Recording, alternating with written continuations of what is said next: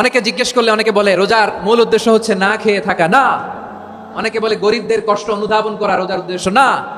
রোজার উদ্দেশ্য কি, সিয়াম পালনের উদ্দেশ্য কি, এটা আল্লাহ তাআলা স্পষ্ট এই আয়াতের পেছনে বলেছেন যে লাআল্লাকুম তাত্তাকুন, যাতে করে তোমরা আল্লাহ সচেতন হতে পারো, আল্লাহ ভীতি তোমাদের মধ্যে গ্রো করে, গড কনশাসনেস, আল্লাহ কনশাসনেস, আল্লাহ সচেতনতা যেন বাড়ে, দ্য সেন্স অফ অ্যাকাউন্টেবিলিটি, আল্লাহর সুপ্রিম কোর্টের কাঠগড়া এই দুনিয়াতে আমি যাই করলাম তার সবকিছু যে পাই টু পাই হিসাব দিতে হবে, এই sense, to enhance the sense that what ever we do Allah is watching me. আপনি যাই করেন কেউ দেখে না, কিন্তু দেখে কে? শুরুতেই তো জিজ্ঞেস করেছিলাম যে কেউ যেটা দেখে না সেটা দেখেন কে, কেউ যেটা শোনে না সেটা শোনেন কে? এর নাম হচ্ছে লাআল্লাকুম তাত্তাকুন, যাতে করে তোমরা আল্লাহ সচেতন হতে পারো, আল্লাহ ভীরু হতে পারো।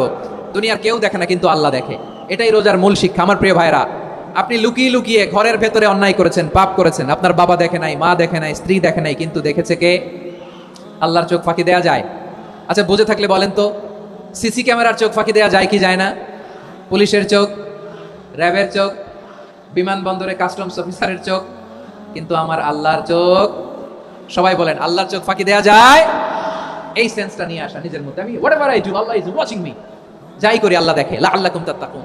সো রমাদানের রোজা, ইফতারি, সিয়াম, ইবাদত সব কিছুর মধ্য দিয়ে আপনাকে খেয়াল করতে হবে যে লাআল্লাকুম তাত্তাকুন এই স্ট্যান্ডার্ড এটা অ্যাচিভ হচ্ছে কিনা আমাদের, যাতে করে তোমরা মুত্তাকি হতে পারো, আল্লাহ ভীরু হতে পারো। তাকওয়া, এটা হচ্ছে the essence of Islam. What is তাকওয়া? তাকওয়া মানে কি?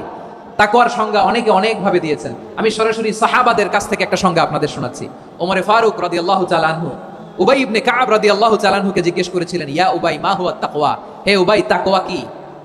তাকওয়া কাকে বলে?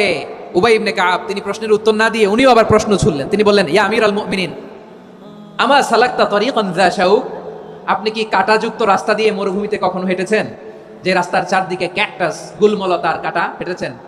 ওমরে ফারুক বললেন, নাম হেঁটেছি, বালা হেঁটেছি। কাইফা আমিলতা, কিভাবে হেঁটেছেন? ওমরে ফারুক বললেন, শাম্মারতু ওয়াজতাহাতু, আমি আমার জামা, জুব্বা, চাদর আটোশাটো করে গায়ের সাথে এমন ভাবে মিলিয়ে রেখেছি, এমন সাবধানে হেঁটেছি যাতে করে মরুভূমির ক্যাকটাসের গুলমলতার কাঁটা আমার গায়ে বিধে না যায়। উবাই ইবনে কাব বললেন, ফাযালিকা হুয়া তাকওয়া, আরে তাহলে আপনি তো ঠিকই জানেন তাকওয়া মানে কি, এটাই তো তাকওয়া।